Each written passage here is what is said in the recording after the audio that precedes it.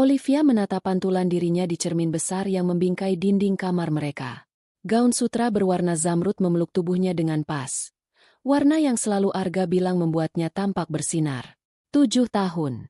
Rasanya baru kemarin mereka duduk di lantai kamar kos sempit, berbagi semangkuk mie instan sambil menyusun rencana bisnis di atas laptop bekas. Sekarang, mereka tinggal di sebuah rumah megah di kawasan elit Jakarta Selatan, dan perusahaan yang mereka rintis dari nol, PT Cipta Gemilang, telah menjadi salah satu pemain utama di industri teknologi. Olivia adalah otaknya. Arga adalah wajahnya.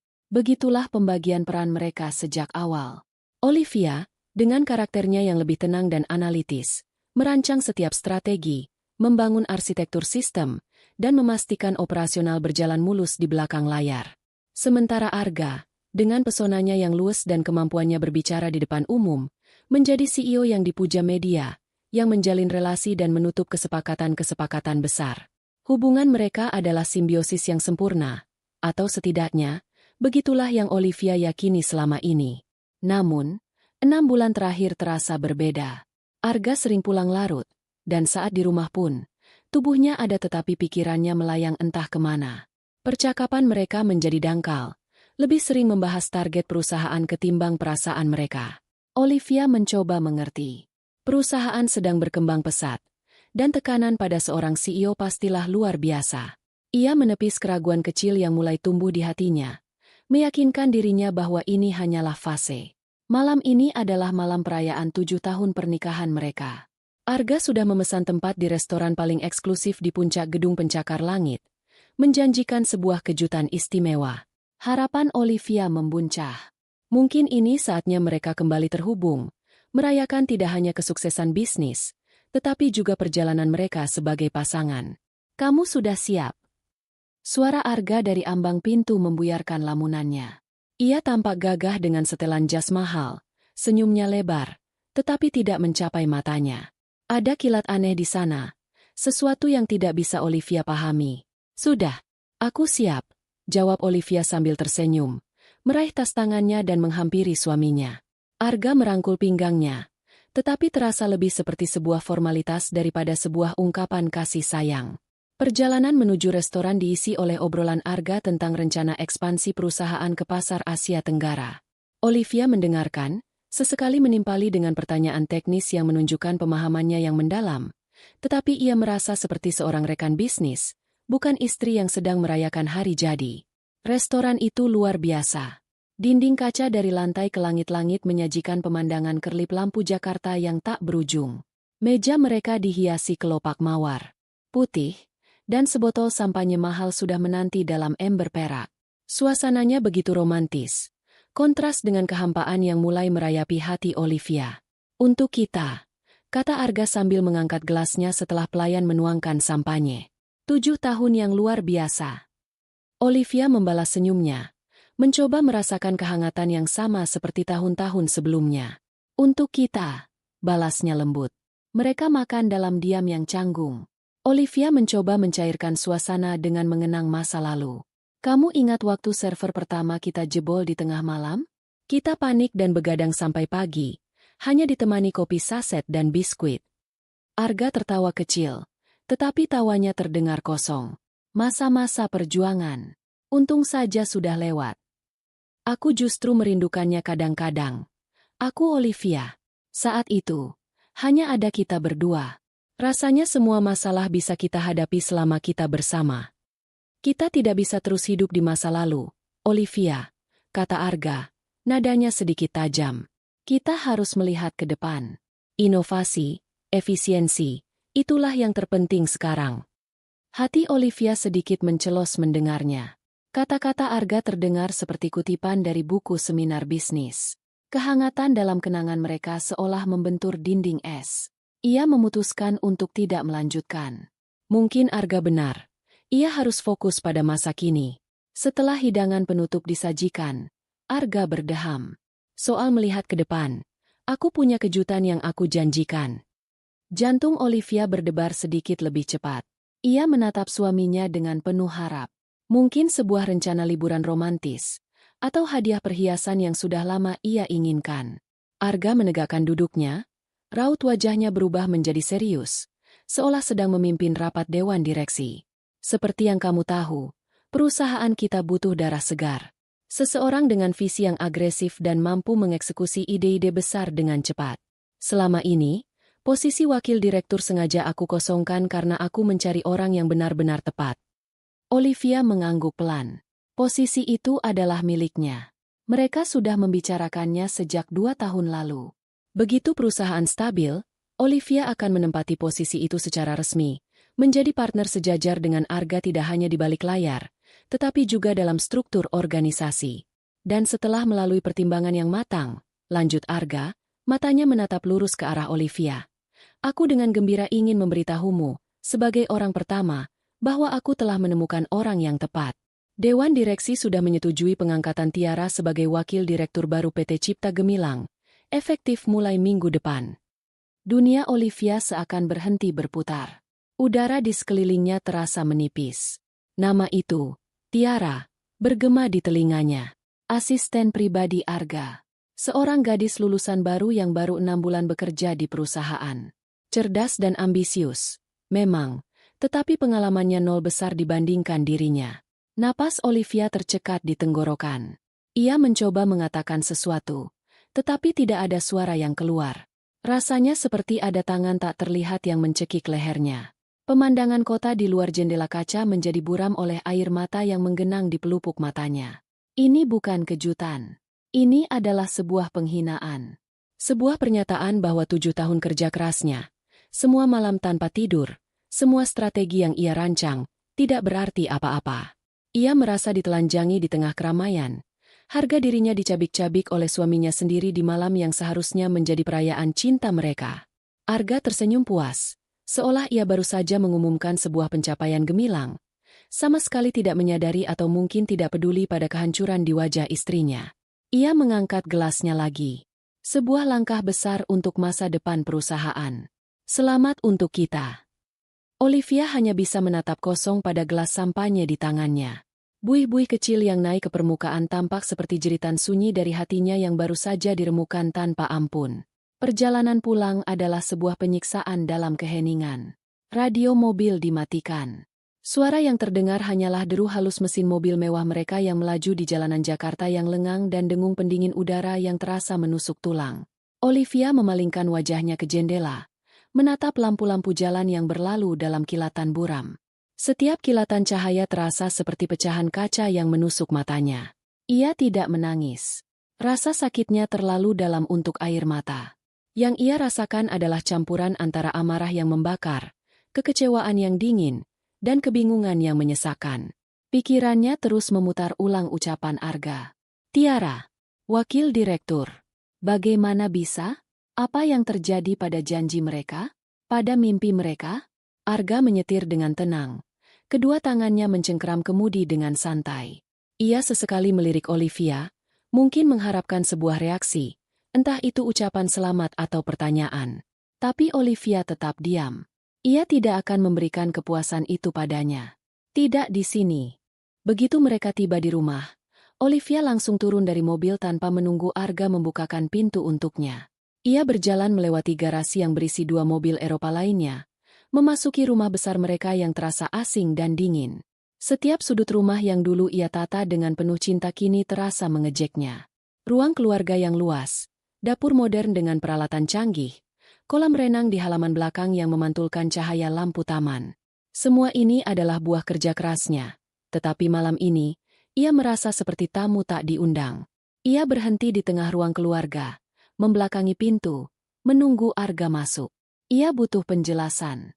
Bukan penjelasan bisnis yang penuh jargon korporat, tetapi penjelasan dari suami kepada istrinya. Arga masuk dan menutup pintu di belakangnya. Ia melepas jasnya dan melonggarkan dasinya, menghela napas panjang seolah baru saja melewati hari yang melelahkan. Kenapa kamu diam saja dari tadi? Kamu tidak senang dengan berita itu? Tanyanya. Nadanya terdengar datar, nyaris tanpa emosi. Olivia berbalik menghadapnya. Matanya yang sejak tadi kering kini mulai memanas. Senang? Kamu mengharapkanku senang. Arga? Kamu memberikan posisi yang seharusnya menjadi milikku kepada asistenmu yang baru bekerja 6 bulan. Dan kamu mengumumkannya di malam ulang tahun pernikahan kita. Kamu pikir aku harus bagaimana? Melompat gembira? Suaranya bergetar menahan amarah. Arga mendengus. Sebuah senyum tipis yang sinis tersungging di bibirnya. Posisi itu tidak pernah menjadi milikmu, Olivia. Posisi itu milik perusahaan. Dan aku memberikannya pada orang yang paling pantas. Tiara membawa energi baru, ide-ide segar. Jujur saja, caramu bekerja sudah mulai usang. Terlalu hati-hati, terlalu lambat. Setiap kata yang keluar dari mulut Arga terasa seperti tamparan. Usang? Lambat? Strategi hati-hatinya itulah yang menyelamatkan perusahaan dari kebangkrutan 2 tahun lalu saat pasar sedang bergejolak. Sistem yang ia bangun adalah fondasi yang membuat perusahaan ini bisa berlari kencang. Ini bukan hanya soal pekerjaan, desis Olivia, melangkah lebih dekat. Aku melihat caramu menatapnya. Jangan anggap aku bodoh. Arga, ada apa antara kamu dan dia? Keheningan yang menyusul terasa lebih berat daripada keheningan di mobil tadi. Arga menatapnya lekat, dan topeng suaminya yang penuh pesona itu luruh sepenuhnya.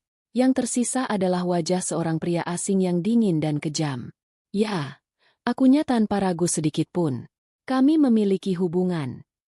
Pengakuan itu, yang diucapkan dengan begitu tenang dan tanpa penyesalan, menghantam Olivia lebih keras daripada pengumuman di restoran tadi. Kakinya terasa lemas. Ia mundur selangkah, berpegangan pada sandaran sofa agar tidak jatuh. Jadi, keraguan yang selama ini ia tepis, kecurigaan yang ia kubur dalam-dalam, semuanya benar. Kenapa? Hanya itu kata yang sanggup keluar dari bibirnya yang bergetar. Kenapa? Arga tertawa kecil, tawa yang mengerikan. Karena aku sudah lelah. Olivia, aku lelah dengan semua ini. Aku sudah tumbuh menjadi orang yang berbeda. Aku CEO sebuah perusahaan besar. Aku butuh pasangan yang bisa mengimbangiku, yang tampil memukau di acara-acara penting, yang mengerti duniaku. Bukan seseorang yang hanya berkutat dengan data dan kode di belakang komputer. Ia menatap Olivia dari atas ke bawah dengan tatapan merendahkan. Kamu hebat saat kita masih merintis. Aku akui itu. Tapi sekarang, permainan sudah berubah. Kamu tidak lagi sepadan denganku. Rasa sakit di dada Olivia berubah menjadi amarah yang membakar. Tidak sepadan? Aku yang membangun fondasi perusahaan ini. Aku yang merancang produk yang kamu jual. Semua yang kamu miliki sekarang, rumah ini, mobil ini, reputasimu, semuanya dibangun di atas kerja kerasku. Sudah cukup, Olivia. Bentak Arga, kesabarannya habis. Aku sudah muak mendengar kamu mengungkit-ungkit itu. Mari kita hadapi kenyataan. Aku mau kita cerai. Cerai. Kata itu menghancurkan sisa-sisa kekuatan Olivia. Dunianya benar-benar runtuh. Arga berjalan ke lemari di dekat pintu, membukanya dan menarik keluar sebuah koper berukuran sedang. Ia melemparkannya ke lantai di depan kaki Olivia. Apa ini? Bisik Olivia, ngeri. Aku mau kamu pergi. Malam ini juga. Kata Arga dengan suara sedingin es. Rumah ini atas namaku. Semua aset perusahaan, rekening bank, surat berharga, semuanya atas namaku. Kamu tahu itu. Kita tidak pernah membuat perjanjian pranikah. Sebuah kesalahan di pihakmu, kurasa. Olivia menatapnya dengan tidak percaya. Pria di hadapannya ini bukan lagi suaminya. Ia adalah monster. Kamu mengusirku. Aku hanya mengambil kembali apa yang menjadi milikku, sahutnya kejam. Jangan membuat keributan. Kemasi barang-barangmu yang penting saja. Aku tidak mau melihat wajahmu lagi di rumah ini besok pagi. Tiara akan pindah ke sini. Penyebutan nama wanita itu menjadi cambuk terakhir. Olivia tidak lagi menangis. Wajahnya mengeras. Ia menatap lurus ke mata Arga. Mata pria yang pernah ia cintai dengan segenap jiwa, dan yang ia lihat hanyalah kekosongan. Dalam keadaan linglung, seperti robot, ia menyeret koper itu ke kamar mereka. Tangannya bergerak mekanis, membuka lemari dan laci, memasukkan beberapa helai pakaian, laptop kerjanya, dan beberapa dokumen pribadi. Setiap benda yang ia sentuh membangkitkan kenangan yang kini terasa menyakitkan. Bingkai foto pernikahan mereka di meja nakas. Ia biarkan begitu saja. Ia tidak mau membawa apapun yang bisa mengingatkannya pada 7 tahun kebohongan ini. Arga berdiri di ambang pintu, mengawasinya dengan tangan terlipat di dada, seolah memastikan ia tidak mengambil barang berharga. Penghinaan ini terasa tak ada habisnya. Setelah selesai, Olivia menarik resleting kopernya. Ia berjalan melewati Arga tanpa menoleh. Ia tidak mengucapkan sepatah kata pun. Tidak ada lagi yang perlu dikatakan. Ia berjalan melintasi ruang keluarga, menuju pintu depan yang terasa begitu jauh. Saat tangannya memegang gagang pintu, ia berhenti sejenak, lalu berbalik menatap Arga untuk terakhir kalinya. "Kamu akan menyesali ini," katanya dengan suara yang tenang namun penuh dengan janji yang kelam. Arga hanya tersenyum miring. "Aku meragukannya." Olivia membuka pintu dan melangkah keluar ke dalam kegelapan malam. Udara dingin langsung menyergapnya, tetapi tidak sedingin hatinya. Pintu di belakangnya tertutup dengan bunyi klik yang tegas dan final, memisahkannya dari kehidupan yang telah ia bangun. Berdiri sendirian di jalanan yang sepi dengan sebuah koper di sisinya, Olivia merasa hancur. Namun, di tengah puing-puing hatinya, sebuah percikan api mulai menyala. Ini bukan akhir. Ini adalah awal dari sebuah perang. Dan ia tidak akan kalah. Satu nama muncul di benaknya. Satu-satunya orang yang bisa ia percaya. Rizwan. Ia mengeluarkan ponselnya dan menekan nomor sahabatnya itu. Panggilan itu dijawab pada dering kedua. Suara Rizwan terdengar serak. Khas orang yang baru saja akan tidur. "Liv, ada apa malam-malam begini?" Olivia tidak bisa menjawab. Isak tangis yang sejak tadi ia tahan akhirnya pecah. Ia hanya bisa terisak. Suaranya parau dan putus asa. "Olivia, kamu di mana? Kamu baik-baik saja?" Kepanikan terdengar jelas dalam suara Rizwan. "Kirim lokasimu sekarang. Aku datang." Olivia mengirimkan lokasinya, lalu terduduk di pinggir trotoar yang dingin, di sebelah koper yang menjadi satu-satunya saksi bisu dari akhir pernikahannya. Ia tidak peduli pada beberapa pasang mata dari mobil yang lewat. Rasa malu dan harga dirinya sudah hancur berkeping-keping di rumah tadi. Yang tersisa hanyalah rasa sakit yang begitu nyata hingga ia merasa sulit bernapas. 15 menit kemudian, sebuah mobil berhenti tepat di depannya. Rizwan keluar dengan tergesa-gesa, hanya mengenakan kaos oblong dan celana pendek. Wajahnya pias karena khawatir. Tanpa banyak bertanya, ia langsung mengangkat koper Olivia dan memasukkannya ke bagasi. Lalu, ia merangkul bahu sahabatnya itu, membantunya berdiri dan masuk ke dalam mobil. "Kita ke apartemenku dulu," katanya lembut, suaranya menenangkan. Selama perjalanan, Rizwan tidak memaksanya berbicara. Ia hanya menyalakan musik instrumental yang tenang dan fokus menyetir. Sesekali melirik Olivia untuk memastikan ia baik-baik saja. Kehadirannya yang tenang adalah sauh yang dibutuhkan Olivia saat ini. Apartemen Rizwan sederhana namun rapi.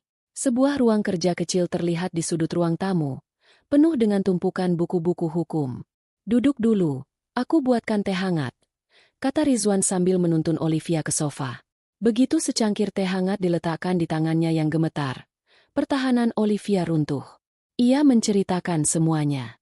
Dimulai dari makan malam perayaan yang berubah menjadi arena penghinaan publik, hingga pengakuan Arga yang dingin dan pengusirannya yang kejam. Ia menumpahkan semua rasa sakit, amarah, dan kekecewaannya. Ia menangis sejadi-jadinya, untuk 7 tahun hidupnya yang terasa sia-sia, untuk cinta dan kepercayaan yang dikhianati begitu saja. Rizwan mendengarkan dalam diam. Rahangnya mengeras, dan kilat amarah berkilat di matanya. Ia sudah mengenal Olivia dan Arga sejak mereka masih sama-sama merintis. Ia tahu persis seberapa besar peran Olivia dalam membangun PT Cipta Gemilang. Mendengar cerita sahabatnya, ia tidak hanya merasakan simpati sebagai seorang teman, tetapi juga kemarahan seorang penegak hukum yang melihat ketidakadilan yang begitu telanjang. Ketika tangis Olivia mereda, menyisakan isak tangis yang lirih, Rizwan akhirnya angkat bicara. Suaranya tenang, tetapi ada nada baja di baliknya. "Dia tidak hanya menghancurkan hatimu, Liv. Dia melakukan kejahatan." Olivia mengangkat kepalanya yang terasa berat, menatap Rizwan dengan mata sembab. "Aku tidak punya apa-apa, Wan. Semuanya atas nama dia." "Itu yang dia ingin kamu percaya," sahut Rizwan, mencondongkan tubuhnya ke depan. "Dengar, akta perusahaan, sertifikat rumah, rekening bank, itu semua hanya kertas. Fondasi perusahaan itu bukan kertas, tapi ide, strategi, dan eksekusi. Dan semua itu berasal dari kamu. Rizwan berdiri dan mulai mondar-mandir. Otaknya yang tajam sebagai pengacara mulai bekerja. Setiap email yang kamu kirim dari akun perusahaan, setiap proposal yang kamu tulis, setiap baris kode yang kamu buat, itu semua adalah jejak digital. Itu adalah bukti kekayaan intelektual. Di mata hukum, kontribusimu bisa diukur. Dia tidak bisa menghapusnya begitu saja. Kata-kata Rizwan seperti percikan api di tengah kegelapan yang menyelimuti pikiran Olivia. Keputusasaan yang sejak tadi mencengkeramnya mulai sedikit melonggar.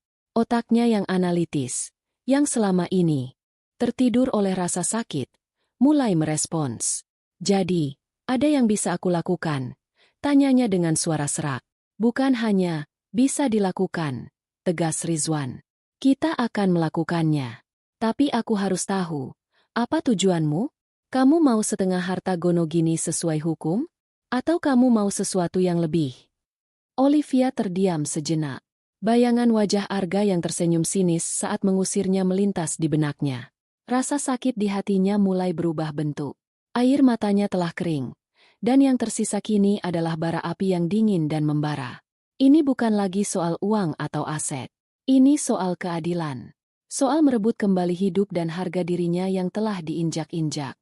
Ia mengangkat dagunya, menatap lurus ke mata Rizwan. Api itu kini terpantul di matanya yang merah.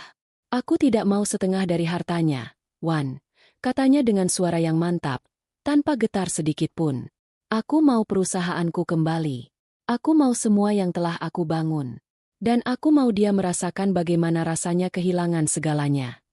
Rizwan menghentikan langkahnya. Ia menatap sahabatnya dan melihat sosok yang berbeda dari perempuan yang menangis pilu 1 jam yang lalu. Di hadapannya kini berdiri seorang pejuang yang siap berperang. Senyum tipis tersungging di bibir Rizwan. Senyum seorang pengacara yang baru saja menemukan kasus yang layak diperjuangkan sampai titik darah penghabisan. Baik, katanya. Kalau begitu, kita susun rencana perangnya. Malam itu, apartemen Rizwan berubah menjadi markas komando.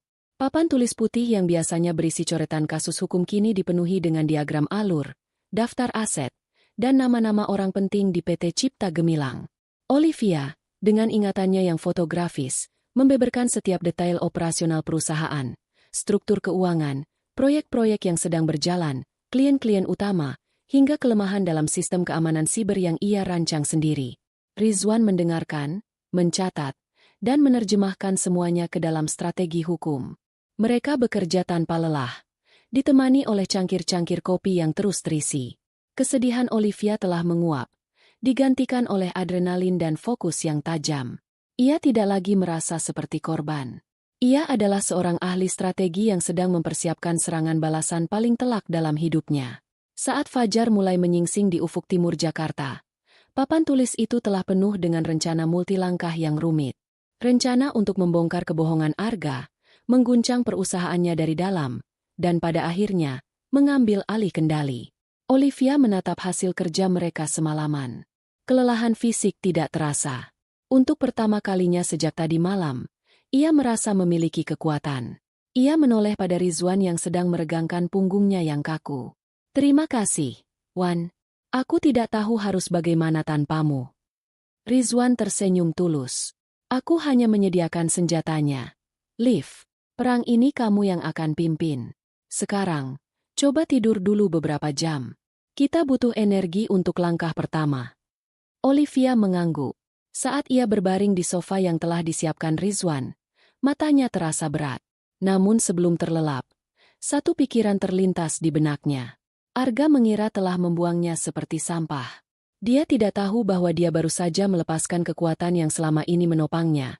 Dan kekuatan itu kini akan berbalik untuk menghancur-kuhancukannya. 2 hari berikutnya, kamar tamu di apartemen Rizwan telah bertransformasi sepenuhnya menjadi pusat komando. 2 laptop menyala berjejeran di atas meja, salah satunya milik Olivia, yang lain milik Rizwan. Dinding ditempeli kertas-kertas berisi catatan dan diagram alur. Udara dipenuhi aroma kopi kental dan ketegangan yang terfokus. Olivia tidak lagi terlihat seperti wanita yang patah hati. Dengan rambut diikat seadanya, mengenakan kaos dan celana training pinjaman dari adik perempuan Rizwan, matanya terpaku pada layar, menunjukkan intensitas yang sama seperti saat ia sedang membangun PT Cipta Gemilang dari nol. Langkah pertama adalah mendapatkan informasi dari dalam, kata Rizwan sambil menyeruput kopinya. Kita perlu bukti konkret, sesuatu yang tak terbantahkan. Kesaksianmu kuat, tapi data lebih kuat. Aku tahu siapa yang harus dihubungi, jawab Olivia tanpa mengalihkan pandangan dari layar. Pikirannya langsung tertuju pada satu nama, Ibu Hana. Ibu Hana adalah manajer keuangan senior. Olivia merekrutnya hampir 10 tahun yang lalu, saat perusahaan masih berkantor di sebuah ruko sempit. Saat itu, Ibu Hana adalah seorang ibu tunggal yang sedang berjuang keras membiayai sekolah anaknya. Olivia melihat potensi dan etos kerja yang luar biasa pada dirinya. Ia tidak hanya memberinya pekerjaan, tetapi juga bimbingan. Pernah suatu ketika anak Ibu Hana sakit keras dan butuh biaya operasi yang besar. Tanpa pikir panjang, Olivia memberikan pinjaman pribadi dari tabungannya sendiri, dan saat Ibu Hana hendak mencicilnya, Olivia hanya berkata, "Anggap saja bonus atas kerja kerasmu, Bu. Fokus saja pada kesembuhan anakmu."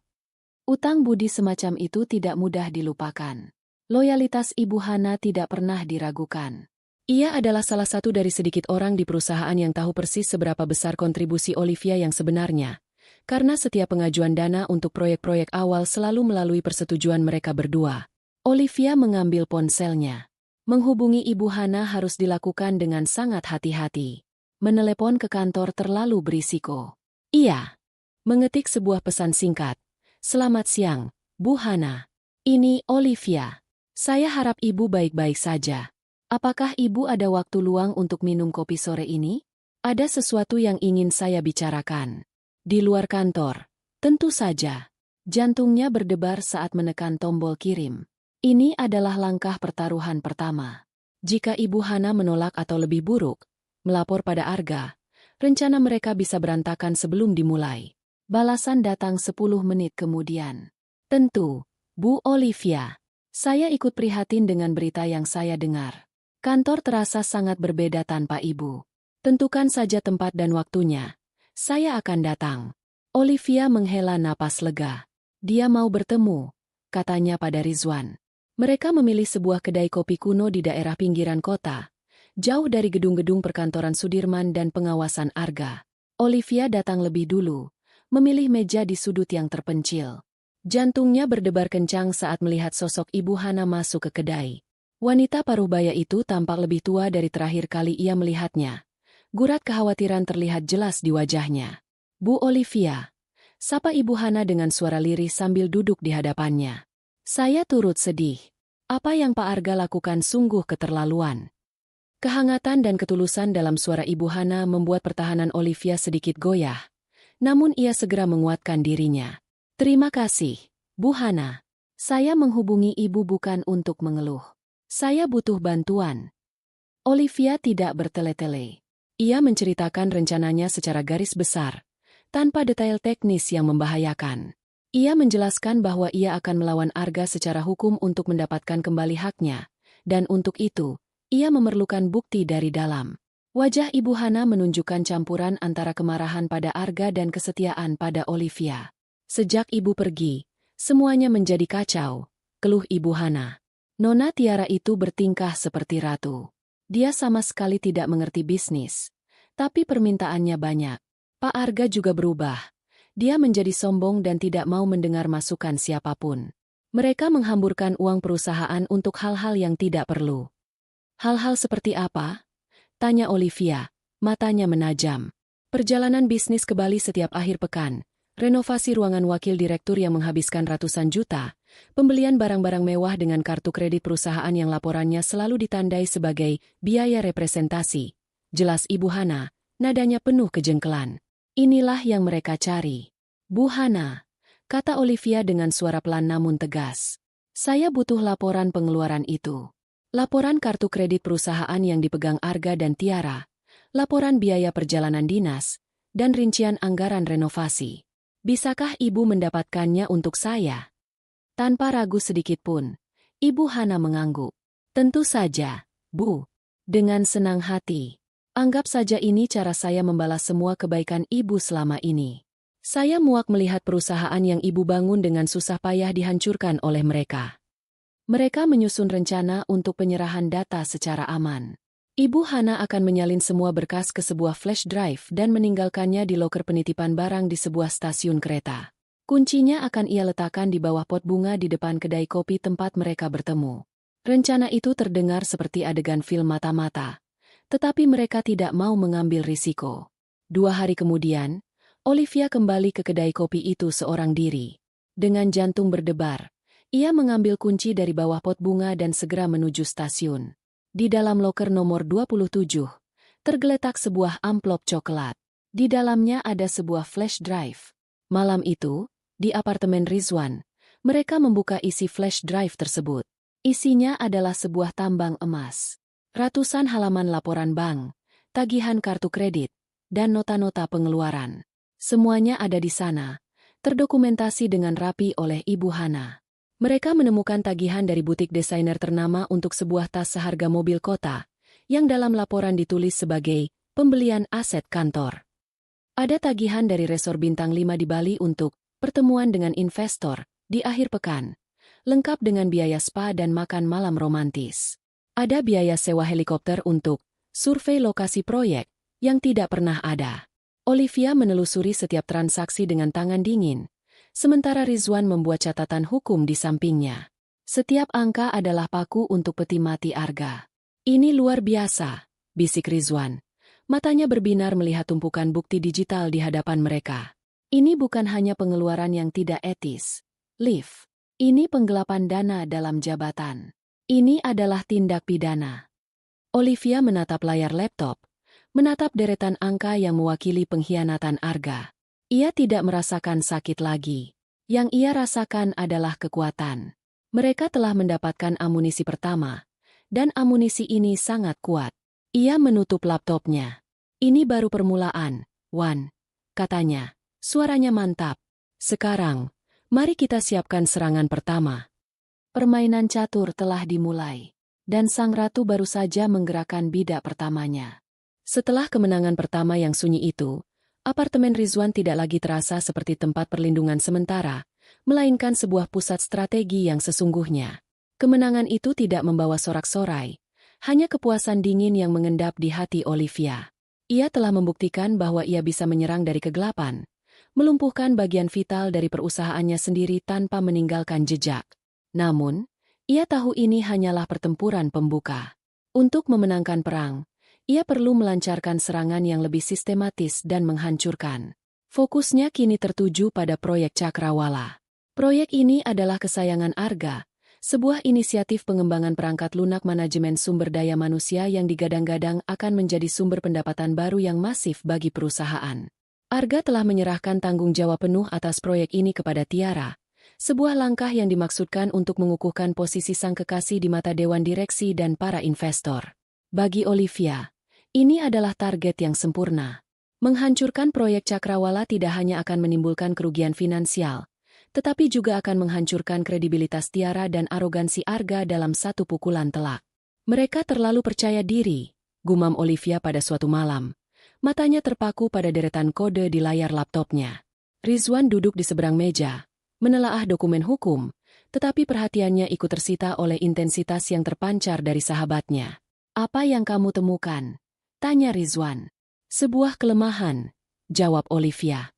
"Bukan kelemahan biasa, tapi sebuah cacat fundamental dalam arsitektur keamanannya. Aku sudah mengingatkan tim R&D tentang potensi risiko ini setahun yang lalu, sebelum aku disingkirkan. Mereka bilang aku terlalu berlebihan. Sekarang, Tiara dan tim barunya yang tidak berpengalaman itu membangun seluruh proyek di atas fondasi yang rapuh ini."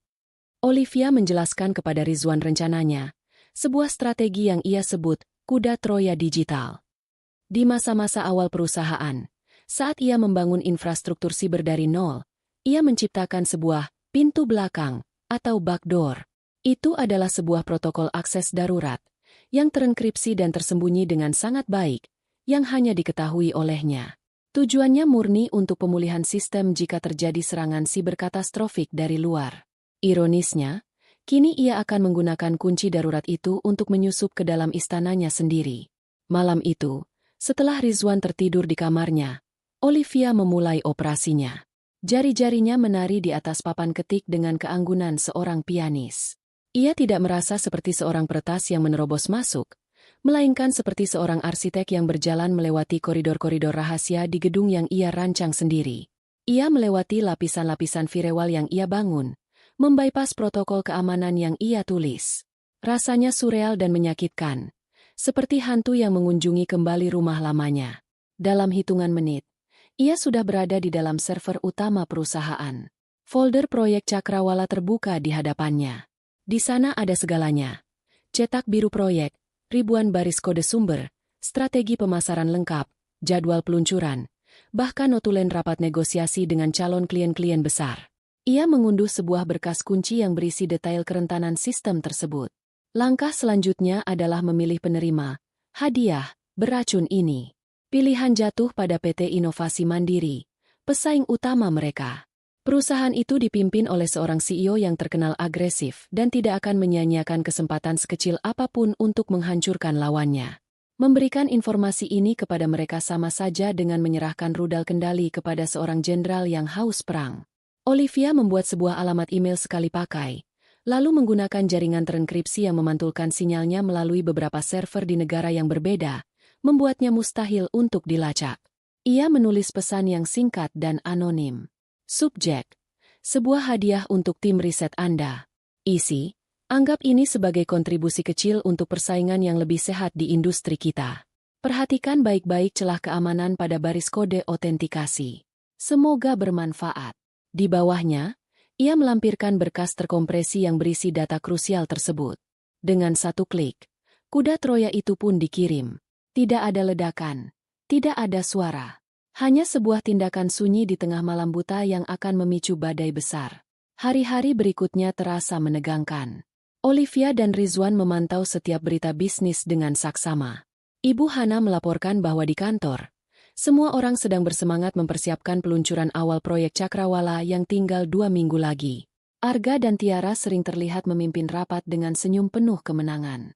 Mereka tidak tahu bahwa bom waktu di bawah fondasi proyek mereka sudah berdetak. Ledakan itu terjadi seminggu kemudian. PT Inovasi Mandiri tiba-tiba mengumumkan peluncuran pembaruan besar untuk produk mereka yang sudah ada. Pembaruan itu secara mengejutkan memiliki fitur-fitur yang hampir identik dengan proyek Cakrawala, namun dengan performa yang lebih baik dan, yang paling menghancurkan, dengan kampanye pemasaran yang secara eksplisit menonjolkan sistem keamanan berlapis anti pembobolan yang tidak dimiliki oleh produk-produk sejenis yang akan segera rilis di pasaran. Pasar bereaksi dengan cepat dan brutal. Berita itu menyebar seperti api di kalangan industri. Beberapa blog teknologi terkemuka mulai mempertanyakan keamanan proyek Cakrawala. Calon klien besar yang sudah dalam tahap akhir negosiasi tiba-tiba menunda penandatanganan kontrak, meminta audit keamanan mendalam. Dalam waktu kurang dari 48 jam, reputasi proyek yang dibangun Arga dan Tiara selama berbulan-bulan itu hancur lebur. Laporan dari Ibu Hana melukiskan pemandangan kekacauan total di kantor. Arga mengamuk. Ia membanting pintu ruangannya dan meneriaki seluruh kepala divisi. Ia menuduh adanya mata-mata di dalam perusahaan. Seorang pengkhianat yang telah menjual rahasia perusahaan. Tiara, sang pemimpin proyek, menjadi sasaran utama kemarahannya di depan umum. Ia menangis di ruangannya, tidak mampu memberikan penjelasan apapun. Sebuah investigasi internal yang panik dan gegabah pun diluncurkan. Beberapa karyawan level menengah yang dianggap mencurigakan diskors. Arga menghabiskan ratusan juta rupiah untuk menyewa konsultan keamanan siber eksternal untuk mencari jejak kebocoran. Tentu saja, mereka tidak menemukan apa-apa.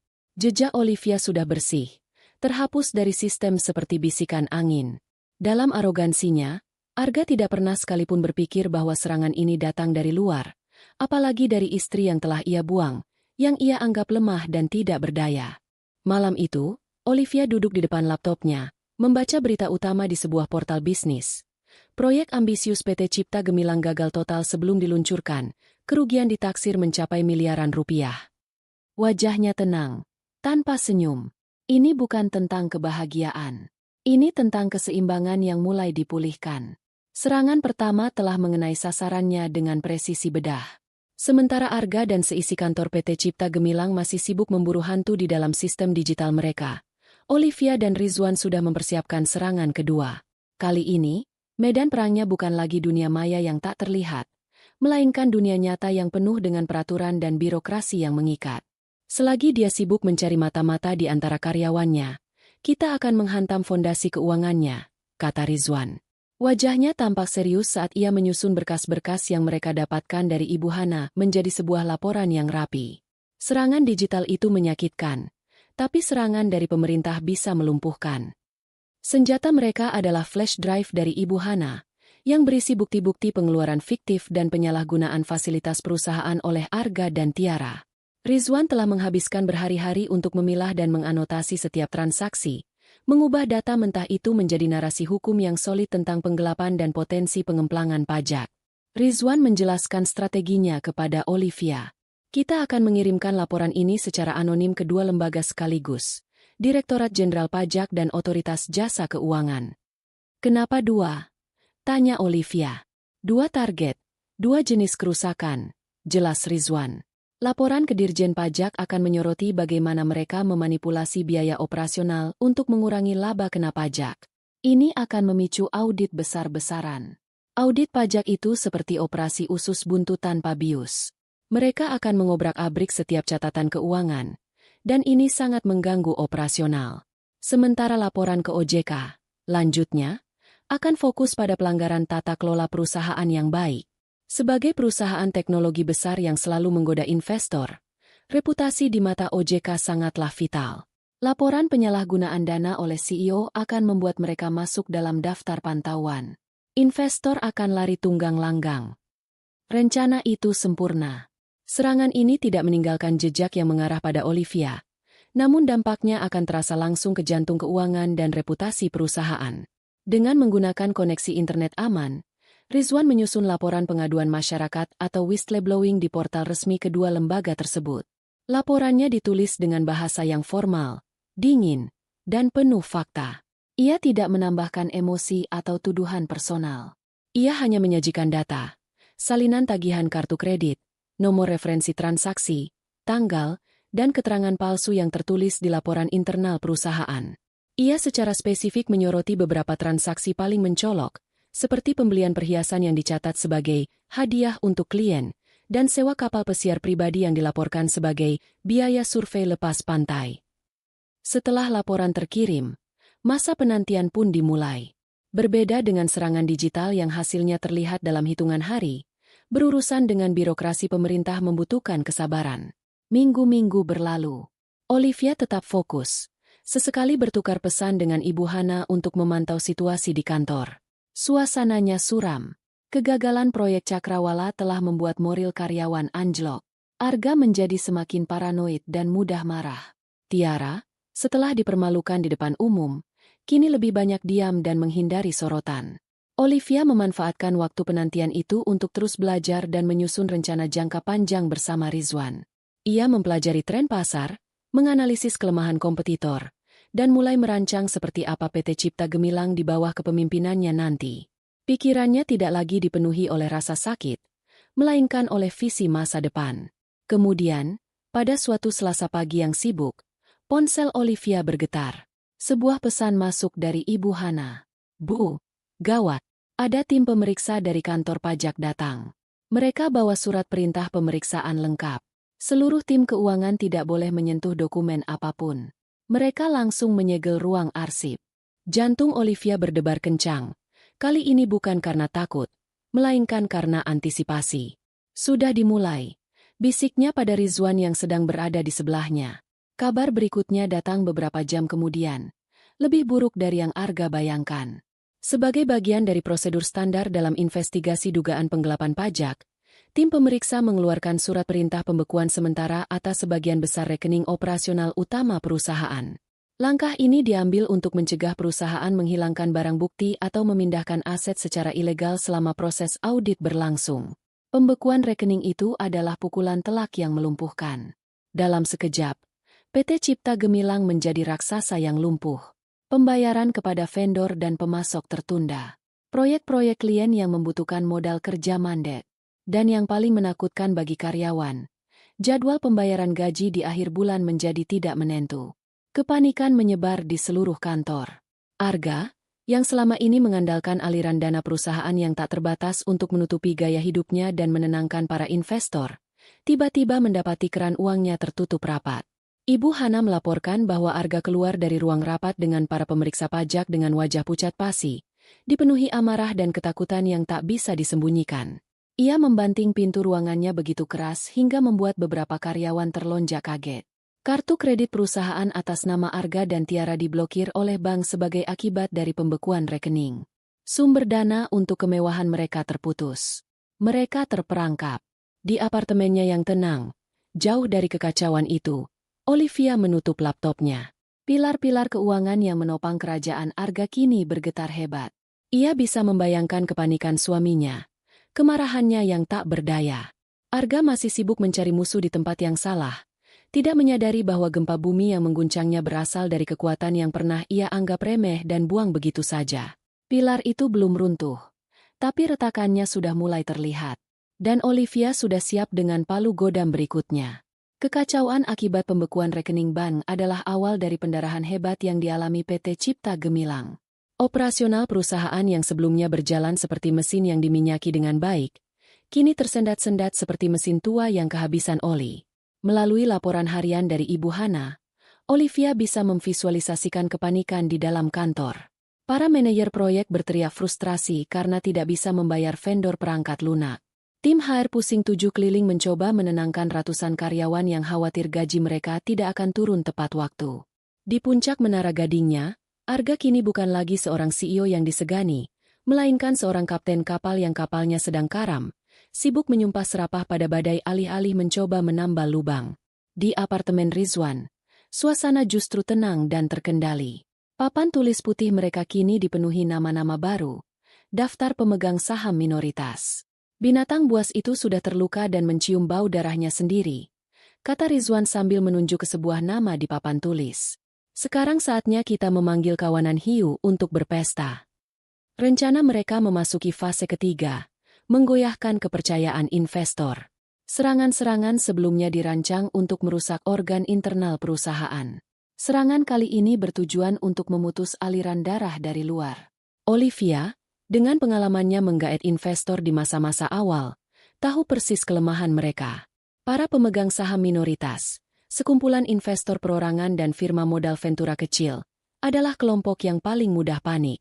Mereka tidak memiliki daya tahan sebesar investor institusional dan akan menjadi yang pertama melompat dari kapal yang goyang. Pak Tirtayasa, kata Olivia sambil menunjuk nama pertama. Dia seorang pengusaha properti konservatif. Dia berinvestasi karena melihat stabilitas. Kata, audit pajak akan membuatnya bermimpi buruk. Ia melanjutkan ke nama berikutnya. Lalu ada dana ventura cemerlang. Mereka masih baru. Portofolio mereka belum kuat. Kerugian besar di sini akan merusak reputasi mereka di mata investor mereka sendiri. Mereka tidak akan mau ambil risiko. Rizwan bertugas menjadi sang pembawa kabar buruk. Ia tidak akan tampil sebagai pengacara Olivia, melainkan sebagai perwakilan dari sebuah konsorsium investasi fiktif yang berbasis di Singapura. Nama yang terdengar penting dan misterius itu sengaja dipilih untuk memberikan kesan bahwa ada pemain besar yang sedang mengamati situasi dengan cermat. Berbekal sebuah proposal analisis yang tebal dan tampak sangat profesional, yang isinya tentu saja disusun oleh Olivia, Rizwan memulai turnya.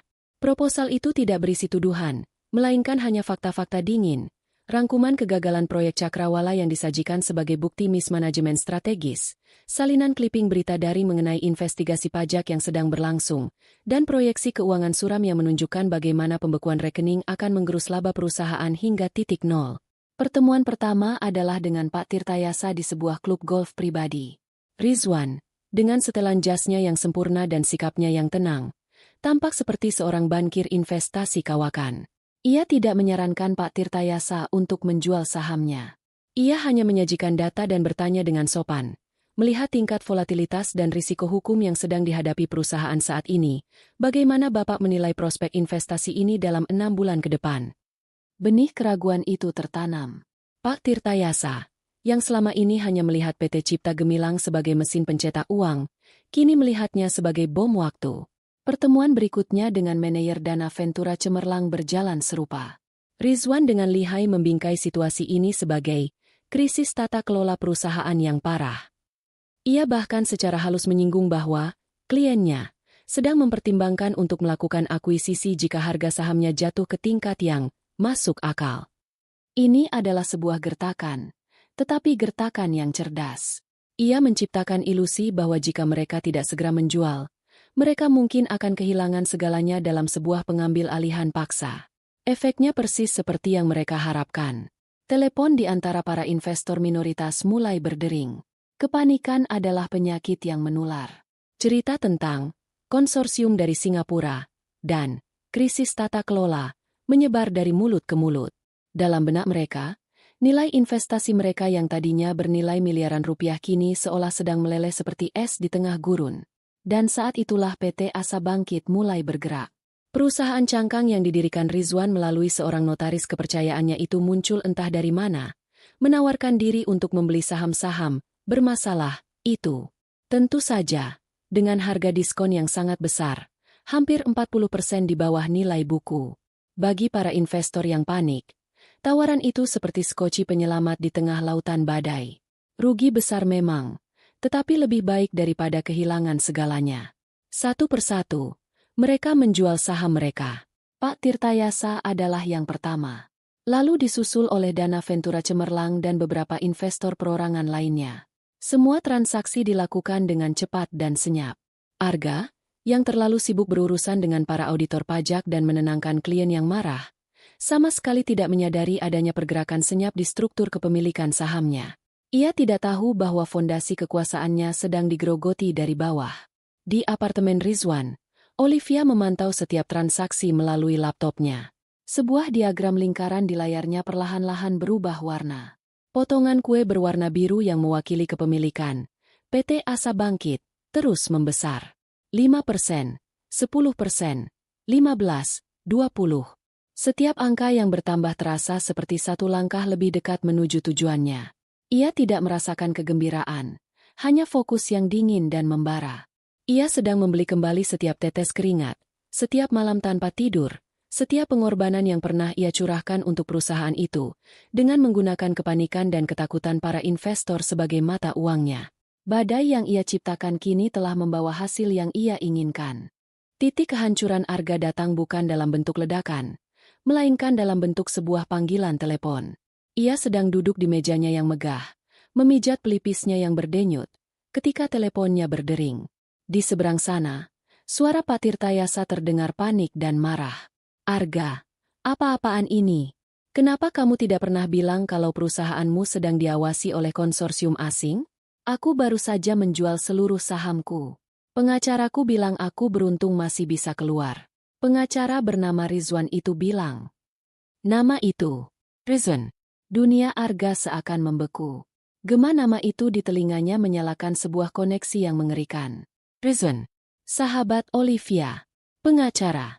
Tiba-tiba, semua kepingan teka-teki yang selama ini tidak masuk akal, kini tersusun membentuk sebuah gambar yang mengerikan. Kebocoran data proyek Cakrawala yang begitu presisi, seolah dilakukan oleh orang yang tahu persis di mana letak kelemahannya.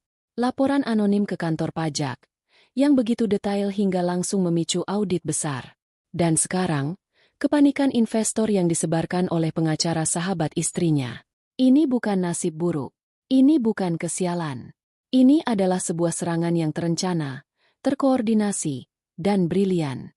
Dan arsitek di balik semua ini hanya mungkin satu orang. Olivia. Sebuah tawa kering dan getir keluar dari mulut Arga. Tawa seorang pria bodoh yang baru saja menyadari bahwa ia telah meremehkan lawannya secara fatal. Wanita yang ia anggap lemah, yang ia usir hanya dengan sebuah koper, ternyata adalah seorang jenderal perang yang baru saja membakar seluruh kerajaannya hingga rata dengan tanah. Kemarahan, penyesalan, dan ketakutan berbaur menjadi satu dalam dirinya. Ia menyambar kunci mobilnya, bukan lagi Audi A8 dengan sopir pribadi, tetapi sebuah sedan Jepang kelas menengah yang berhasil ia selamatkan dari sitaan ban. Ia melesat keluar dari kantor, mengabaikan panggilan sekretarisnya. Hanya ada satu tujuan di kepalanya, apartemen Rizwan. Ia sampai di lobi apartemen dalam keadaan kacau. Kemejanya kusut, rambutnya acak-acakan, dan matanya merah karena kurang tidur. Ia membentak resepsionis untuk memberitahukan unit Rizwan, dan tanpa menunggu lift, ia menaiki tangga darurat dengan napas terengah-engah. Pintu apartemen Rizwan diketuknya dengan brutal. Saat pintu terbuka, Rizwan berdiri di sana, wajahnya tenang dan dingin, seolah sudah menantikan kedatangannya. Dan di belakangnya, duduk di sofa dengan secangkir teh di tangan, adalah Olivia. Ia tampak tenang, anggun, dan memegang kendali penuh. Kekuatan terpancar dari dirinya, sesuatu yang tidak pernah Arga lihat sebelumnya. Arga melangkah masuk, napasnya masih memburu. Semua amarah yang ia siapkan untuk dimuntahkan tiba-tiba lenyap, digantikan oleh gelombang keputusasaan yang melumpuhkan saat melihat tatapan mata Olivia yang dingin. Liv. Suaranya serak. Ia tidak berteriak. Ia memohon. Aku mohon, hentikan semua ini. Ia jatuh berlutut di lantai. Seorang CEO yang dulu angkuh dan dipuja, kini bersimpuh seperti pengemis. Air mata mulai mengalir di pipinya. Aku minta maaf. Aku salah besar. Liv. Aku buta. Wanita itu. Tiara. Dia yang meracuni pikiranku. Aku hilaf. Ini semua salahnya. Olivia hanya menatapnya, tidak tergerak sedikit pun oleh drama murahan itu. Ia membiarkan Arga menangis, membiarkannya mengeluarkan semua alasan dan penyesalannya yang palsu. Kita bisa perbaiki ini, Liv. Isak Arga mencoba meraih tangan Olivia, namun Rizwan melangkah maju, menghalanginya. Aku akan menceraikan dia. Aku akan memecatnya. Kamu bisa kembali. Kita mulai lagi dari awal, seperti dulu. Aku mohon. Ketika isak tangis Arga mereda, menyisakan keheningan yang berat, Olivia akhirnya meletakkan cangkir tehnya. Bunyi porselen yang beradu dengan meja terdengar seperti ketukan palu hakim. Sudah selesai? Tanyanya dengan suara yang datar dan tanpa emosi. Arga menatapnya dengan penuh harap. Dulu, lanjut Olivia, suaranya setajam pisau bedah. Aku pikir hal terburuk yang kamu lakukan adalah saat kamu memberikan posisiku pada selingkuhanmu di depan umum. Lalu aku pikir, bukan, yang terburuk adalah saat kamu dengan dingin mengakui perselingkuhanmu. Lalu aku pikir lagi, yang paling buruk adalah saat kamu bilang aku sudah tidak sepadan denganmu, setelah semua yang aku korbankan. Olivia berhenti sejenak, menatap lurus ke dalam mata Arga yang basah. Tapi aku salah. Hal terburuk yang kamu lakukan, Arga, adalah saat kamu mengusirku dari rumah yang aku bangun dengan tanganku sendiri, dan berpikir bahwa aku akan pergi begitu saja tanpa perlawanan. Kamu tidak hanya mengkhianatiku. Kamu meremehkanku. Rizwan melangkah ke meja kopi dan meletakkan 2 map tebal di atasnya. Kamu punya 2 pilihan, kata Olivia, nadanya menjadi final. Map pertama, ia menunjuk map berwarna biru, adalah surat perjanjian pengalihan saham. Kamu akan menyerahkan sisa 60% sahammu di PT Cipta Gemilang kepadaku, atau lebih tepatnya, kepada perusahaanku, PT Asa Bangkit. Dengan begitu, kamu akan terbebas dari semua utang perusahaan yang menumpuk. Pilihan kedua, lanjutnya, menunjuk map berwarna merah yang lebih tebal, adalah kamu menolak menandatanganinya. Dan map merah ini, yang berisi semua bukti penggelapan dana, penipuan pajak, dan penyalahgunaan aset perusahaan yang kamu lakukan bersama Tiara, akan diserahkan Rizwan ke kejaksaan besok pagi. Kamu akan kehilangan perusahaanmu, dan juga kebebasanmu. Mata Arga melebar ngeri. Ia menatap dari map biru ke map merah, lalu kembali ke wajah Olivia yang tak menunjukkan belas kasihan sedikit pun. Ia sadar sepenuhnya bahwa ia telah diskakmat. Tidak ada lagi langkah yang bisa ia ambil. Tidak ada lagi tempat untuk lari. Jadi, apa pilihanmu, Arga? Tanya Olivia dingin. Kehilangan kerajaanmu, atau membusuk di penjara sambil kehilangan segalanya? Air mata penyesalan Arga kini berubah menjadi air mata kekalahan total. Tangisan sang tiran yang baru saja kehilangan tahtanya. Ia menatap pulpen yang tergeletak di antara 2 map itu. Tangannya gemetar hebat saat ia mencoba meraihnya. Kerajaannya telah runtuh, dan sang ratu yang ia usir kini berdiri di atas puing-puingnya, menuntut penyerahan tanpa syarat. Keheningan di apartemen Rizwan terasa begitu pekat, hanya dipecah oleh suara gemetar napas Arga. Pulpen itu tergeletak di antara 2 map, tampak seperti sebuah tongkat estafet yang akan menentukan sisa hidupnya. Wajahnya yang basah oleh air mata kini pucat pasi, menatap benda kecil itu seolah-olah itu adalah pistol yang harus ia gunakan untuk menembak dirinya sendiri. Pilihan yang diberikan Olivia bukanlah pilihan sama sekali. Itu adalah dua versi eksekusi yang berbeda. Satu cepat dan senyap, yang lain lambat dan menyakitkan di mata publik. Tangannya yang gemetar akhirnya terulur, bukan dengan keyakinan, tetapi dengan gerakan seorang pria yang menyerah pada takdir. Ia mengambil pulpen itu. Jarinya terasa kaku saat ia membuka tutupnya. Rizwan, dengan sikap profesional yang dingin, mendorong map biru itu sedikit lebih dekat ke arahnya. Arga membuka lembar pertama. Matanya yang kabur membaca judul di atas. Surat perjanjian pengalihan saham PT Cipta Gemilang. Setiap huruf terasa menusuk matanya. Di bawahnya, tertera namanya sebagai pihak pertama yang menyerahkan, dan nama PT Asa Bangkit sebagai pihak kedua yang menerima. Ia menatap Olivia, mencari setitik belas kasihan di matanya, tetapi yang ia temukan hanyalah dataran es yang tak berujung. Wanita yang dulu menatapnya dengan penuh cinta kini menatapnya seolah ia adalah selembar kertas transaksi yang harus segera diselesaikan. Dengan napas yang tertahan, Arga membubuhkan tanda tangannya di atas garis yang tersedia. Tinta hitam itu meresap ke dalam kertas, terasa seperti darah yang mengalir keluar dari nadinya, membawa serta semua kebanggaan, kekuasaan, dan masa depan yang pernah ia bayangkan. Ia menandatangani lembar berikutnya, dan berikutnya. Setiap goresan pulpen terasa lebih berat dari yang sebelumnya. Ia tidak hanya menyerahkan perusahaan, ia menyerahkan identitasnya. Tanpa jabatan CEO, tanpa PT Cipta Gemilang, ia bukan siapa-siapa. Ia hanyalah Arga, seorang pria gagal. Setelah tanda tangan terakhir dibubuhkan, ia meletakkan pulpen itu dengan pelan. Suara klik kecil saat pulpen menyentuh meja terasa seperti bunyi pintu sel yang dibanting tertutup. Selesai sudah. Kerajaannya telah berpindah tangan. Rizwan mengambil map itu, memeriksanya dengan teliti untuk memastikan semuanya lengkap. Semua sudah sesuai, katanya dengan nada datar. Mulai detik ini, Anda tidak lagi memiliki hak atau wewenang apapun di PT Cipta Gemilang. Anda akan menerima surat pemberhentian resmi besok. Saya sarankan Anda mengambil barang-barang pribadi Anda dari kantor malam ini juga, untuk menghindari rasa malu besok pagi. Arga tidak merespons. Ia masih berlutut di lantai, bahunya merosot, tatapannya kosong. Semua energi seolah telah tersedot keluar dari tubuhnya, meninggalkannya sebagai cangkang kosong. Pergilah, kata Olivia.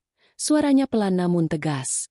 Itu adalah dua kata terakhir yang ia ucapkan kepada pria yang pernah menjadi suaminya. Arga bangkit dengan susah payah. Kakinya terasa seperti jeli. Ia berjalan sempoyongan menuju pintu, tanpa menoleh ke belakang. Saat ia melangkah keluar dan pintu tertutup di belakangnya, Olivia tidak merasakan kemenangan yang meluap-luap. Yang ia rasakan hanyalah kelegaan yang dingin dan sunyi. Sebuah babak dalam hidupnya telah resmi berakhir.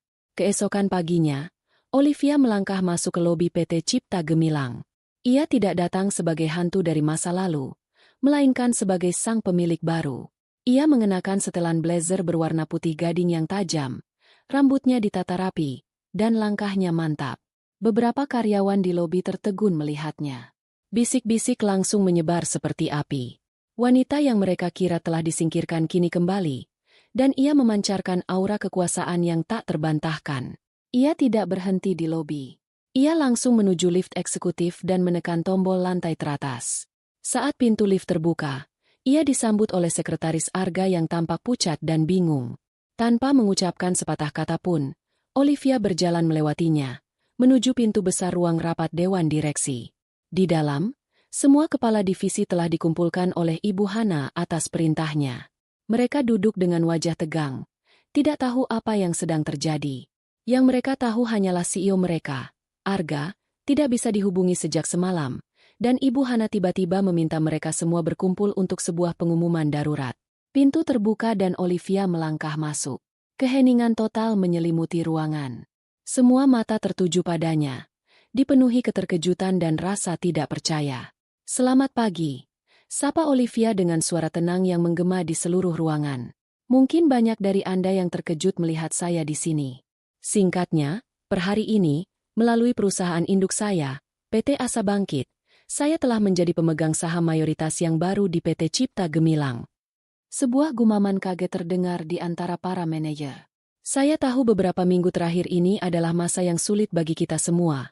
Lanjutnya, matanya menatap setiap orang di ruangan itu. Perusahaan ini sedang berada dalam krisis. Tapi saya di sini untuk memberitahu Anda bahwa krisis ini akan segera berakhir.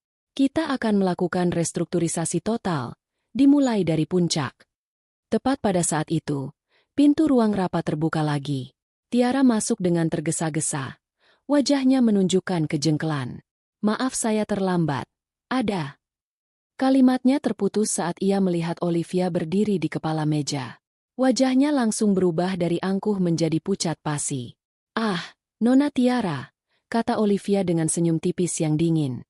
Tepat waktu. Silakan duduk. Anda adalah agenda pertama kita. Tiara berdiri kaku di ambang pintu.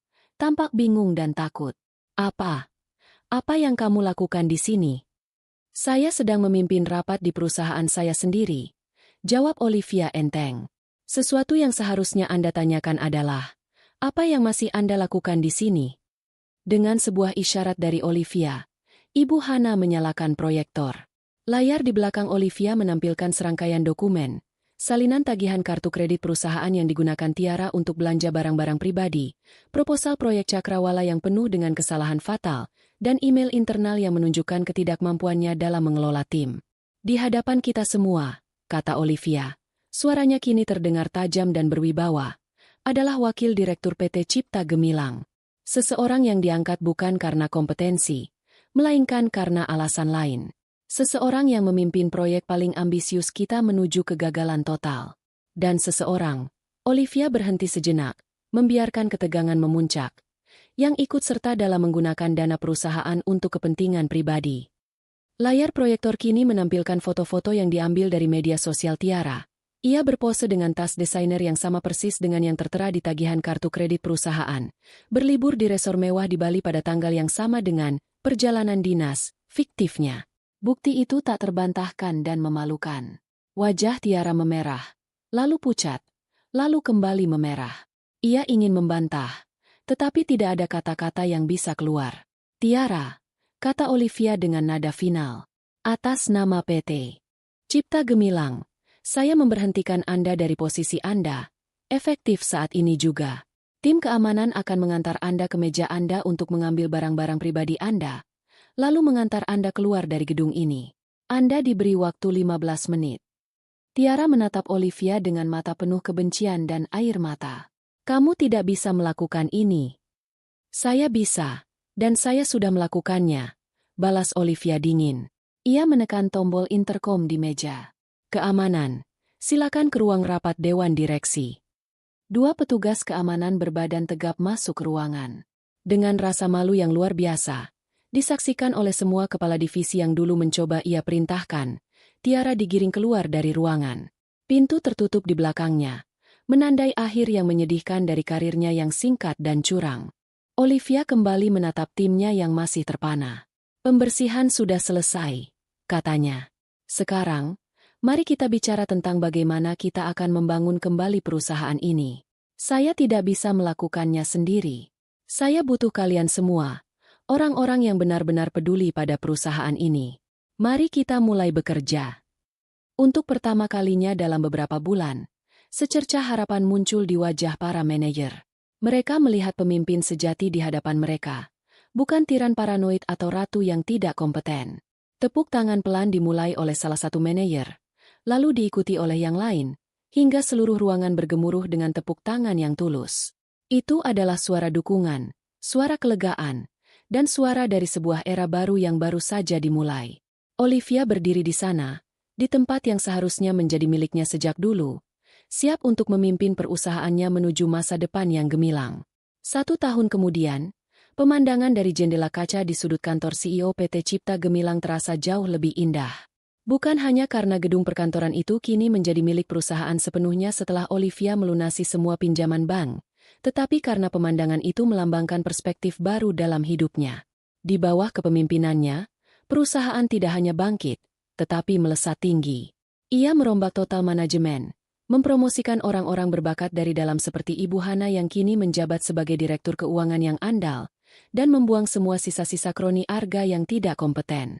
Ia meluncurkan 2 produk baru yang inovatif, hasil dari ide-ide yang pernah diremehkan Arga, dan keduanya sukses besar di pasaran. PT Cipta Gemilang kini lebih sehat, lebih solid, dan lebih disegani daripada sebelumnya. Olivia sendiri telah bertransformasi.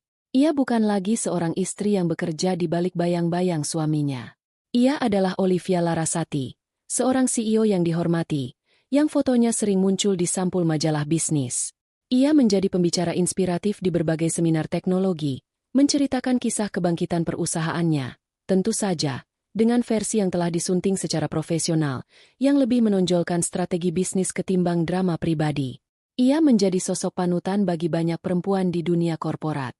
Kehidupan pribadinya tenang. Ia menikmati kesendiriannya, mengisi waktunya dengan pekerjaan yang ia cintai, bertemu dengan teman-teman seperti Rizwan, dan sesekali berlibur ke tempat-tempat yang belum pernah ia kunjungi. Ia menemukan kebahagiaan bukan dari orang lain, tetapi dari dalam dirinya sendiri. Suatu sore yang cerah, saat ia sedang menikmati secangkir kopi di sebuah kafe artisan yang terletak di lobi gedungnya, pandangannya tanpa sengaja tertuju ke seberang jalan. Sebuah pameran mobil bekas sedang berlangsung di pelataran parkir sebuah pusat perbelanjaan. Di antara para sales yang mengenakan seragam kusam dan tampak lelah di bawah terik matahari, ada satu sosok yang familiar. Itu Arga. Penampilannya jauh dari citra CEO gagah yang dulu selalu ia tampilkan. Setelan jas mahalnya telah berganti dengan kemeja seragam yang sedikit lusuh dan celana bahan yang warnanya sudah pudar. Tubuhnya lebih kurus, dan wajahnya yang dulu selalu tersenyum percaya diri kini tampak kusam dan dipenuhi gurat keputusasaan. Ia sedang mencoba menjelaskan fitur sebuah mobil keluarga kepada sepasang suami istri yang tampak tidak tertarik. Tiba-tiba, seorang wanita menghampirinya dengan langkah marah. Olivia mengenali sosok itu sebagai Tiara. Kemewahan dan pesona palsunya telah luntur sepenuhnya. Ia tidak lagi mengenakan gaun desainer atau membawa tas mahal. Pakaiannya tampak murah, dan riasannya tebal namun berantakan, gagal menutupi kelelahan dan ketidakpuasan di wajahnya. Mereka mulai bertengkar tepat di samping mobil pameran itu. Olivia tidak bisa mendengar apa yang mereka katakan dari kejauhan, tetapi gerak tubuh mereka sudah cukup jelas. Tiara menunjuk-nunjuk wajah Arga dengan marah, sementara Arga balas membentak sambil mengibaskan tangannya dengan frustrasi. Mereka saling menyalahkan, saling menuduh atas kemalangan yang menimpa mereka. Pemandangan itu begitu menyedihkan.